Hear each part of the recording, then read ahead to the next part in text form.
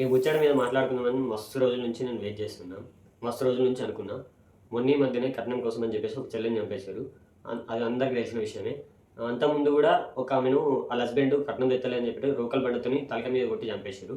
అది వీడియో చేసినాం, మీరు చూసిరు కూడా. సో అసలు మీ కట్నాలు ఎందుకు? కట్నం ఎందుకు కావాలి అసలు? మొగనివి కాదా? పని చేయవా? వచ్చిన ఆడపిల్లను, మన ఇంటికి వచ్చిన ఆడపిల్లను నీ తల్లిని ఎట్లా చూసుకుంటున్నావో అట్లనే చూసుకోవాలి. నీ తల్లికి తిండి పెడుతున్నాను పైసలు అడుగుతావా? అట్లనే ఆమె కూడా తింటే పైసలు అడుగుతావా?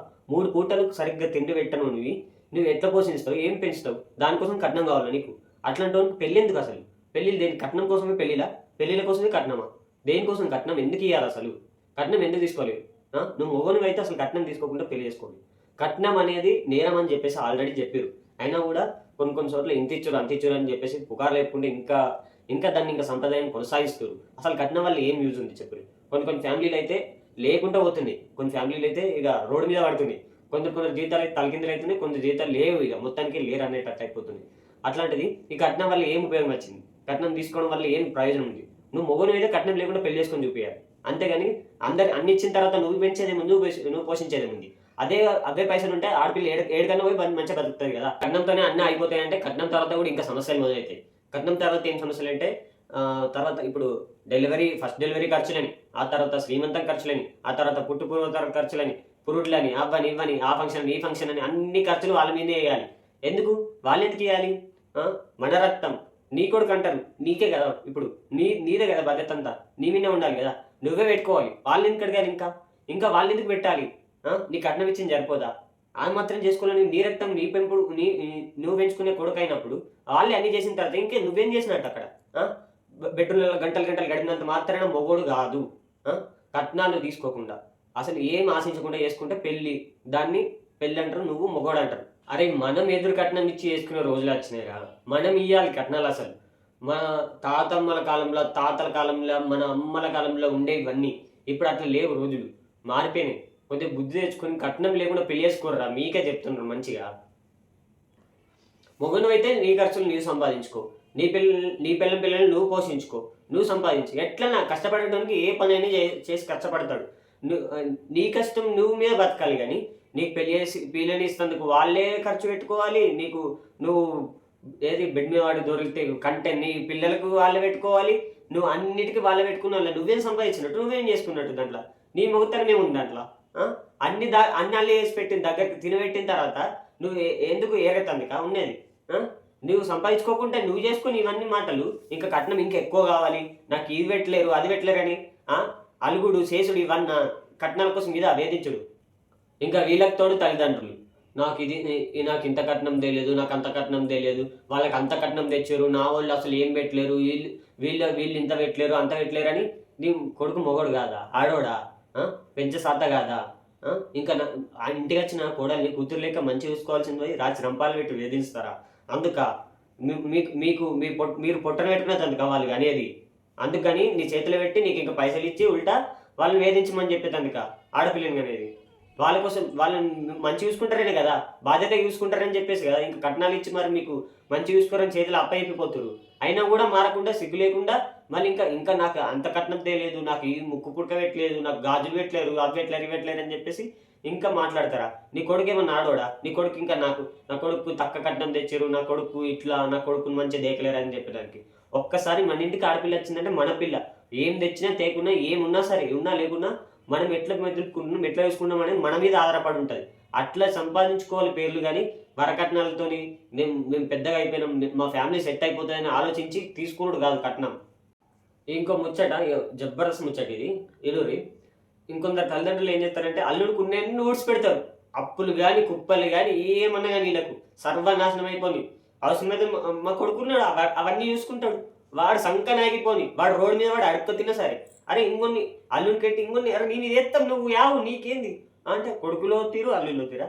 వాళ్ళు కూడా మొగలే కదా, మరి వాళ్ళు సంపాదించుకోలేరు.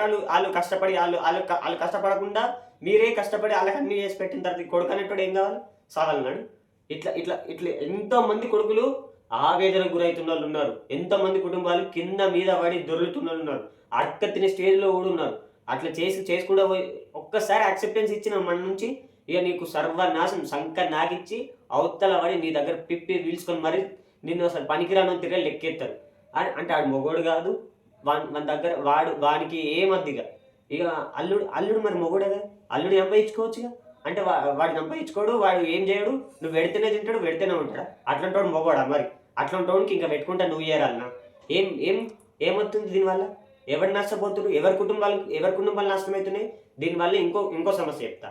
దీనివల్ల తల్లిదండ్రులకు అప్పుల బాధ, ఇప్పుడు అన్న చెల్లెళ్ళ మధ్య గొడవలు. ఇప్పుడు ఒకవేళ ఇక్కడ ఇద్దరు అన్నదమ్ములు, ముగ్గురు అన్నదమ్ములు ఉంటే వాళ్ళకు గొడవలు, అంత చేసిరు ఇంత చేసిరండి. మళ్ళీ కొడుకులకు తల్లిదండ్రులకు మధ్య గొడవలు. అందరికి గొడవలే తప్పించి కట్నం వల్ల ఎవ్వరికి ఏ ఉపయోగం వచ్చేది లేదు. ఉపయోగం వచ్చేది ఉంది అంటే ఒకవేళ ఈ నా కొడుకుల వల్లని. ఎవరి వల్ల అంటే ఏం అడిగినా ఇచ్చేటోళ్ళు ఉన్నారు, అంట కలాస్ తీసుకొచ్చేటోళ్ళు ఉన్నారు. నాకు నేను ఇప్పుడు కూర్చుంటే పంది లెక్క నేసి తింటా అనేటోడికి మాత్రమే ఈ కట్నం అనేది యూజ్ అవుతుంది. అంతే తప్పించి సాతగాని సోమరి పోతులకి మాత్రమే ఈ కట్నం యూజ్ అవుతుంది తప్పించి ఎవ్వరికి యూజ్ లేదు దీనివల్ల. నీకేంది లవ్ మ్యారేజ్ కాబట్టి నీకు కట్నం రాదని చెప్పేసి ఇట్లా మాట్లాడుతున్నావు అన్న అని చెప్పేసి మీరు అనుకుంటారు. ఒక మాట చెప్తాను మీకు. నాకు మనం బంగారం కాడ డెడ్ దగ్గర పడుతుంది, రీచ్ చేసుకుందాం, కొంచెం నిడిపించుకుందాం అని చెప్పేసి మా వాళ్ళు ఇయ్యరని తెలిసినా కూడా నేను అడిగిన ఇయ్యర్ అని తెలిసిన అన్న ఏమన్నా సరే నన్ను చీకొట్టు తెలిసినా నేను అడిగిన. ఏదో ఒక ఆశ, దేవుడో దయదలిస్తే ఏదో ఒక ఆశతో, చిన్న ఆశతో అడిగిన.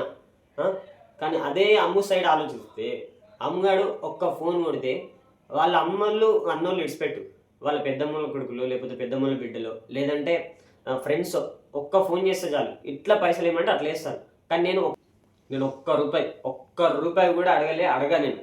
ఎందుకంటే నేను మామూలు ఇయరని తెలిసినా కూడా అడుగుతాను. నేను మామూలు దగ్గర నాకు ఇయరని తెలిసినా కూడా అడుగుతా. కానీ నేను మాత్రం ఒక్క రూపాయి నేను అడగా. ఒకవేళ అంత కాదనుకుంటే రోడ్డు మీద ఒక్కొక్క రూపాయి అడకచ్చుకొని నేను ఏదైనా చేసుకుంటా. కానీ నేను మాత్రం అమ్ముగాంది ఒక్క రూపాయి కూడా. ఇప్పటికిప్పుడు ఆమె ఫోన్ చేస్తే వాళ్ళ ఫ్రెండ్స్ కానీ వాళ్ళ ఫ్యామిలీ వాళ్ళు కానీ ఎవరైనా కానీ పంపుతారు. కానీ నాకు ఆ రూపాయి మీద ఆశ లేదు, నాకు అద్దు. స్టార్టింగ్లో కూడా అన్నారు ఆ అమ్మాయిని డబ్బు కోసం పెళ్లి చేసుకున్నారు అది అని చెప్పేసి. నేను ఎప్పటికి చెప్తున్నా నాకు ఆమె డబ్బు మీద ఒక్క పైసా కూడా నాకు ఆశ లేదు, నాకు అద్దు. ఎందుకంటే నేను మొగోని, నేను కష్టం చేసో ఏదో అడగచ్చో ఏదో ఒకటి రకంగా ఆమెను సాదుకుంటా, ఆమె మంచిగా చూసుకుంటాను. నేను ఆమెను పెళ్లి చేసుకుని తీసుకొచ్చుకున్నా, నాకు ఏ రూపాయి అద్దని చెప్పేసి నేను ముట్టకుండా నేను అడగకుంటున్నా. ఆమెను చాలాసార్లు అడుగుతాను కూడా, నేను అడుగుతా అని చెప్పేసి, మన పరిస్థితి బాగాలేదు అడుగుతా అని చెప్పేసి అంటది కూడా. నేను అద్దే అద్దంట చాలాసార్లు కూడా. ఈ విషయాన్ని నేను అగ్రియే చేయ. ఎందుకంటే నేను ఏదో రకంగా చేసుకుంటా. మా వాళ్ళు ఇయరని తెలిసిన నేను అక్కడ అడుగుతా, అడిగి అయినా సరే ఏదో ఒకటి అవుతుందని చెప్పేసి ఏదో కారణంతో నేను ఏదో ఒకటి సంపాదించుకొచ్చుకొని ఏదో ఒకటి కట్టుకుంటా అనుకుంటా. కానీ ఒక్క పైసా కూడా ఆమె నుంచి వచ్చేది నేను నేను ఆలోచన కూడా పెట్టుకోను. ఇంకో విషయం ఏంటంటే అమ్మగాడు హాస్పిటలైజ్ అవ్వడం వల్ల ఆ బంగారం కూడా బ్యాంకులో పెట్టాల్సి వచ్చింది. కానీ ఏ జల్సాలకు తాగడం తినడానికి మేము ఎప్పుడు ఏం ఖర్చు పెట్టుకోలేము. ఆ బంగారం ఇడిపించుకునేందుకే మా వాళ్ళని పైసలు అడిగినా, అయినా రావని తెలిసినా కూడా అడిగినా. బట్ ఏదో ఆశ, అంతేగాని అమ్ముగాని బంగారం పెట్టినవాను మరి నువ్వేం చేయలేవా అని చెప్పేసి మీరు అనుకోవచ్చు. నాకు ఇక్కడ ఎవరి నమ్మకం, నాకు అప్పు ఉట్టక ఏం దిలక, అది అయోమయమైన సిచ్యువేషన్. నాకు ఎలాంటి సోర్స్ లేనప్పుడు అది కూడా తాకట్టు పెట్టి నేను తెచ్చుకున్నా ఆ డబ్బులు. అది కూడా అమ్మగాని ఉంటున్న బంగారం తాకట్టు పెట్టి నేను తెచ్చుకున్నా. ఆమె బోసిపోయిన మెడ చూసిన ప్రతిసారి నాకు ఒక గుండెలో దిగిన ఫీలింగే. కానీ ఎప్పుడెప్పుడు ఇడిపిస్తాను ఆ పైసలు, ఎప్పుడెప్పుడు ఆ బంగారం తీసుకొచ్చి ఆ మెడలు ఇస్తాను, ఎప్పుడెప్పుడు ఆమెకి ముట్ట చెప్తానని నాకు ప్రతి నిమిషం ప్రతి క్షణం టెన్షనే. అవిటి కోసం నేను అది అడిగినంటే మళ్ళీ నువ్వు ఎట్లా అడుగుతున్నావు అన్న, అమ్మనాన్నని నువ్వు ఎందుకు అడుగుతావు, అమ్మనాన్నల దగ్గర ఏడుంటాయని చెప్పేసి మీరు అడగచ్చు. సో అది కూడా నేను అడిగింది అప్పులాగా. అంటే ఊళ్ళో ఒక 4-5 తెలిసిన వాళ్ళు ఉంటే అక్కడ అప్పు ఉడితే అప్పు తీసుకొస్తే నేనే కట్టుకుంటాను, అబద్ధం చెప్తలేను, నేనే కట్టుకుంటా అని చెప్పేసి అడిగిన. అంతేగాని వాళ్ళ మీద మోపుదామనో వీళ్ళ మీద మోపుదామనో నేను ఎవరి మీద మోపుదామనో నేను అడగలేదు. అట్లా అది తీసుకొచ్చి ఇస్తే నాకు మనసు అంత అవుతుంది. నేను ఎక్కడికి వెళ్ళినా ఏదైనా కష్టపడు ఏదోటి వేసి కడదామని చెప్పేసి అడిగినా. కానీ నేను అట్లా రాత్రి రంపాలు పెట్టేందుకో నేను ఎగ్గొట్టేందుకు నేను అడగలేదు. అట్లా నాకు ఎట్లాంటి ఫీల్ ఉంటుందంటే ఆమెను చూసిన ప్రతిసారి అమ్మ ఇట్లాంటి సిచ్యువేషన్ నేను తెచ్చుకోవద్దు అనుకున్న, దేవుడు ఎందుకు నాకు కల్పించినారు భయాన్ని ప్రతి క్షణం బాధపడుతున్నావు. నేను ఏదైనా చేసి సంపాదించుకొని ఏదైనా చేసి ఆమె పోషించుకోవాలన్నట్టు ఉంటుంది. అసలు ఎందుకు కట్నం ఎందుకు, ఏం చేసి మన ఇంటికి వచ్చినప్పుడు మనదైతుంది అంతే. మన పిల్ల అన్నప్పుడు మనం ఏదన్నా ఒకటి కష్టపడి సంపాదించుకొని ఆమె మంచిగా 3 పూట్ల తిండి పెట్టి మంచిగా చూసుకోవాలి. నేను చెప్తున్నా బెడ్రూమ్ ఎంతసేపు ఉన్నది క్యాలిక్యులేట్ చేసుకుని ఆమె 3 పూటలు తిని ఆరోగ్యం మంచిగా ఉందా లేదా అనేది క్యాలిక్యులేట్ చేసుకుంటా. అంతేగాని ఇంటికి వచ్చిన వాళ్ళను అట్లా వేధించి ఇట్లా వేధించి కట్నాలు ఇంకా తెపో అని అది మన వల్ల కాదు, అది చెయ్య. ఇప్పుడు మంచి ముచ్చట చెప్తుంది మామ. ఇప్పుడు నువ్వు కట్నం తీసుకోవడం వల్ల ఏమవుతుందని నేను చెప్తా. ఆల్రెడీ లేదు నీకు జీవితం. నాదే ఎగ్జాంపుల్ చెప్తాను. ఇప్పుడు నా పిల్లి ఉంది, నాకు అంత కట్నం కావాలి ఇంత కట్నం కావాలని చెప్పేసి డిమాండ్ చేసి నేను కట్నం తీసుకుంటా, మొత్తం తీసుకుంటా వాళ్ళ అమ్మ నాన్నల దగ్గరికి. తీసుకున్న తర్వాత ఇప్పుడు బావులు బొమ్మలు ఉంటారు కదా, వాళ్ళకు ఏమవుతుందంటే వాళ్ళకి ఏం లేకుండా అయిపోయి వాళ్ళ చెల్లికి ఇచ్చిన దానికి నా చెల్లికి ఇంత ఇచ్చిరని చెప్పేసి వాళ్ళ చెల్లి మీద కోపం. అట్లా తల్లిదండ్రులు నాకు ఏమి ఇచ్చలేరని తల్లిదండ్రుల మీద కొడుకు తల్లిదండ్రుల మీద కోపం. నా బిడ్డను మంచి చూసుకోవడం భయంతో ఇంకా ఏమని ఇవ్వాలని అప్పుల పాలవుడు తల్లిదండ్రుల బాధ. ఇన్ని జీవితాలు అల్లకల్లం అయిపోతాయి. అది ఒక్కరిని మంచి ఆలోచించి నాకేమద్దు, నా ఇంటికి వచ్చే పిల్ల నేను పోషించుకుంటా, నేను పెంచుకుంటా, నేను మంచిగా చూసుకుంటా అని చెప్పేసి ఆలోచించుకుంటే ఎలాంటి గొడవలు ఉంటే ఎవరి లైఫ్ వాళ్ళు ప్రశాంతంగా ఉంటారు కదా. అట్లనే ఇప్పుడు అత్తలు కూడా నా బిడ్డకు నేనేమో ఇచ్చుకోలేను, నా కోడల నుంచి ఏం ఆశించాను అని చెప్పేసి అనుకుంటే వాళ్ళు ప్రశాంతంగా ఉంటారు. ఏ అత్త ఏ కోడలు ఇంకా వేధించే అవసరమే ఉండదు. అందరికందరూ ప్రశాంతంగా ఉంటారు ఎక్కడో లెక్క. ఈ అత్తలు ఏమన్నా మంచిగా ఉంటారంటే నా బిడ్డకు 10 లక్షలు పెట్టిన, సో నేను 20 లక్షలు కావాలి, నాకు ఇప్పుడు 20 లక్షలు ఇస్తాను, నాకు కోడలు కావాలి, లేకపోతే అద్దు. నీ బిడ్డ గిట్టకు ఇంకోళ్ళని అడగదు కదా. ఫస్ట్ ఆఫ్ ఆల్ నువ్వు బిడ్డ గిట్టకుంటే ఇంకొకరిని అడుక్కుంటుంటే వాళ్ళ కాళ్ళు మంచిగా ఉంటారు కదా, ఎవరి కాళ్ళు మంచిగా ఉంటారు కదా. నువ్వు ఇప్పుడు ఇంత పెట్టినామని చెప్పేసి ఇంత అని చెప్పేసి ఏమన్నా అంతులు పెట్టుకొని వచ్చిరా మమ్మను. ఉంటే 4 రోజులు ప్రశాంతంగా బతకాలంటే ఇవన్నీ పోయి ఈ వరకట్నాలు ఇవన్నీ తీసేసుకొని ప్రశాంతంగా బతికితే ఎంత మంచిగా ఉంటుంది. మనకు మనం పోషించుకొని మనకు మనం పెంచుకునేందుకు లేనప్పుడు అడగద్దు, పెళ్ళిళ్ళు చేయొద్దు, ఈ వరకట్నాల కోసం వేధించనక్కర్లేదు.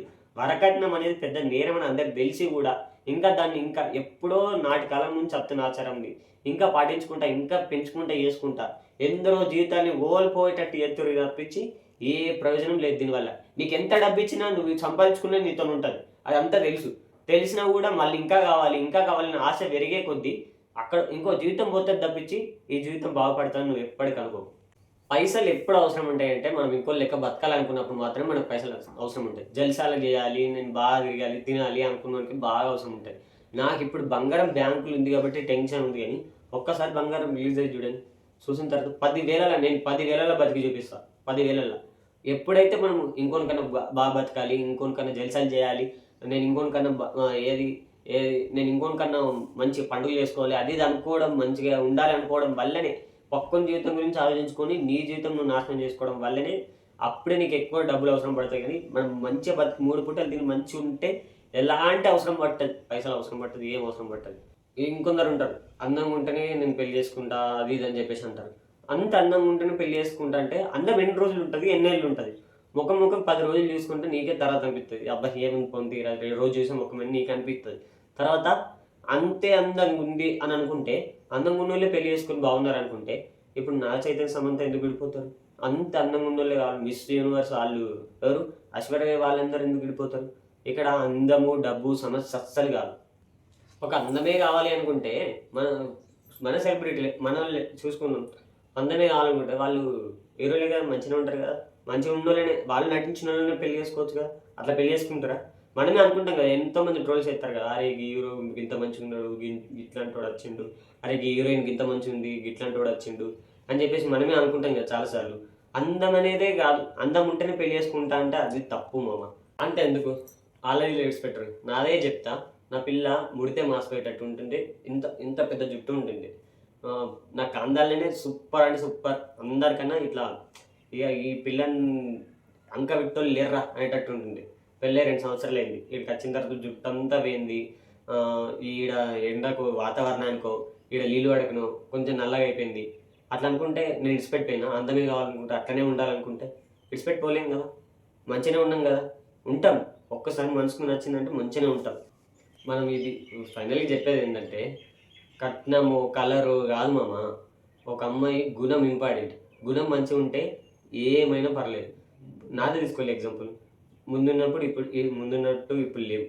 కాకపోతే నా అమ్మాయిని మీరు చూడకపోవచ్చు, ఆమె గుణం చూసి అయితే చాలామంది చాలాసార్లు కామెంట్ చేశారు కదా, అన్న ఇట్లాంటి అమ్మాయి నీకు దొరకడం అదృష్టం, అన్న ఇట్లాంటి అమ్మాయి ఈ రోజులలో ఇట్లా అమ్మాయి ఉందంటే అసలు నమ్మలేకపోతున్నాం అట్లా అని చెప్పేసి చాలామంది కామెంట్ చేశారు కదా. అంతెందుకు ఎంతోమంది బాయ్స్ కూడా కామెంట్ చేస్తారు, అప్పుడప్పుడు నేను చూస్తా కామెంట్లు కూడా. ఏంటంటే బ్రో నువ్వు చాలా లక్కీ బ్రో, ఇట్లాంటి అమ్మాయి దొరికిందంటే, ఈ జనరేషన్లో నీకు ఇట్లాంటి అమ్మాయి దొరికిందంటే ఇంకా అసలు నీ లైఫ్లో ఏం కూడా అవసరం లేదని చెప్పేసి అంటారు. నాకు అంతకుమించి ఏం కావాలి? అంత పని చేసి వచ్చిన దానికి నాకు అమ్మలాగా ఇట్లా ఎదురు చూసుకుంటుంటే వచ్చిన తర్వాత కమ్మగా ముద్దలు పెట్టి తినిపిస్తే నా భార్య, అట్లాంటి భార్య దొరికిన దానికి నేను ఏం చేసుకున్నా తక్కువనే కదా. కట్నం కావాలి, నువ్వు కలర్ కావాలి, అదే అనుకుంటాను నేను. ఇంకా ఏమన్నా చేస్తే ఎట్లుంటుంది? ఏం చేయకుండా మంచిగా సంతోషంగా ఉన్నాం కదా, ఇట్లనే సంతోషంగా ఉండొచ్చు కదా. ఇదే కదా జీవితం అంటే. ఇంకేవేవో ఆశించుకొని ఏవేవో చేసుకుంటే జీవితం కాదు కదా. మన కోసం మన కోసం బతికేటోళ్ళు ఒకరు ఉన్నప్పుడు మనం కూడా వాళ్ళ కోసం బతకాలని చెప్పేసే జీవితం కదా. ఫైనల్గా చెప్పేది ఒకటే మామ, ఈ ఈ కలర్లు, ఈ కట్నాలు ఇవన్నీ కాదు. అమ్మాయి మంచిగా ఉందా, మన దగ్గరికి వచ్చి మంచిగా బతుకుతుందా చాలు, అదొక్కటే మంచిగా చూసుకుంటే చాలు. వాళ్ళంతటా వాళ్ళు ఏమైనా ఇస్తారో ఇచ్చుకొని ఏమైనా చేసుకోరు, కానీ ఇంత అదనంగా నాకు ఇంత కావాలి అంత కావాలని ఆమెను వేధించకూర్రి, ఆమెను ఇట్లా ఏది ఇబ్బందుల్లో పెట్టకూర్రి. అవసరం లేదు మామ. మంచిగా బతకాలనుకుంటే ఏం అవసరం లేదు మనకి. ఒకటి మాత్రం గుర్తుపెట్టుకోలేదు, ఈ అత్తలు వేధింపుడు ఇవన్నీ ఏమొద్దు.